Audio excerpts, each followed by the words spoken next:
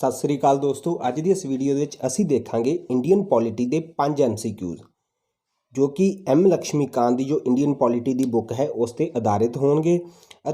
ये MCQs UPSC PCS SSC और हर तरह के एग्जाम के लिए इंपोर्टेंट ने। तो आओ देखते हैं अज का पहला प्रश्न। Which of the following are the principal features of government of India act 1919। 1919 का जो गवर्नमेंट ऑफ इंडिया का एक्ट सी उसके इन्हों हेठ लिखिया किहड़े ने जो प्रिंसीपल फीचर्स ने उसदियां विशेषतावां ने। पहला है introducing of dyarchy in the executive government of the provinces. जिहड़ी प्रांतां दी सरकार सी उस दे विच डायरकी नूं इंट्रोड्यूस किया गया, डायरकी नूं लिआंदा गया। तो ये जो ऑप्शन है ये बिल्कुल, ये जो कथन है ये बिल्कुल सही है। अगला है introduction of separate communal electorates for Muslims. जो मुसलमानों वास्ते एक अलग इलैक्टोरेट सी वो लिआंदा गया।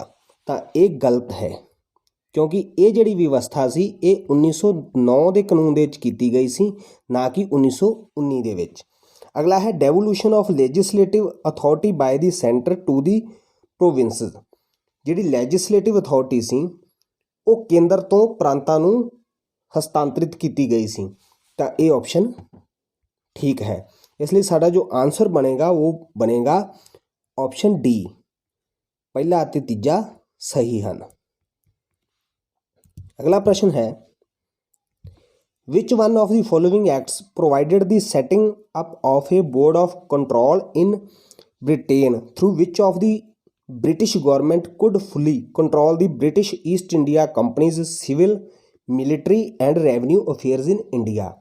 हेठ दित्तां दे विचों वो किहड़ा एक्ट है जिस दे द्वारा ब्रिटिश गवर्नमेंट ने ब्रिटिश ईस्ट इंडिया कंपनी के जिहड़े सिविल मिलिटरी और रेवन्यू के जो मसले सी उन्होंने फुली कंट्रोल किया। तो इसका आंसर है option B, Pitt's India act of 1784। तुहाडे विचों कुछ नूं ऑप्शन ए सही लग रहा होगा। इस दे द्वारा जो ब्रिटिश गवर्नमेंट सी उन्हें ईस्ट इंडिया कंपनी के कुछ मामलों को कंट्रोल करने की, रेगूलेट करने की कोशिश की सी, पर जो फुली कंट्रोल की गल है वो है option B, Pitt's India act of 1784। अगला प्रश्न है partially responsible governments in the provinces were established under which one of the following acts. कुछ हद तक जो जिम्मेवार सरकार है प्रांतां दे विच वो हेठ लिखियां दे विचों किहड़े कानून जां किहड़े एक्ट के अनुसार लिआंदी गई सी। तो वो लिआंदी गई सी option A, the government of India act 1919।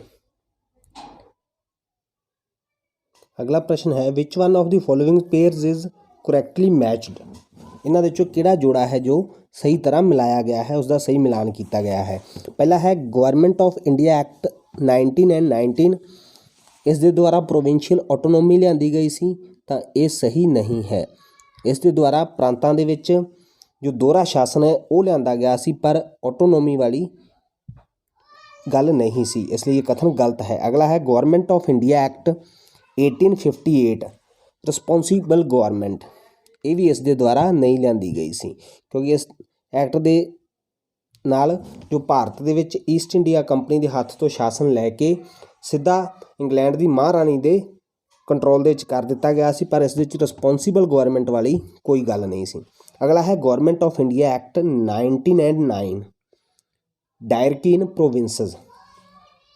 ये कथन भी, ये जो मिलान है ये भी गलत है क्योंकि 1909 के एक्ट के द्वारा प्रांतां दे विच डायरकी नहीं सी लिआंदी गई, 1919 के द्वारा लिआंदी गई सी।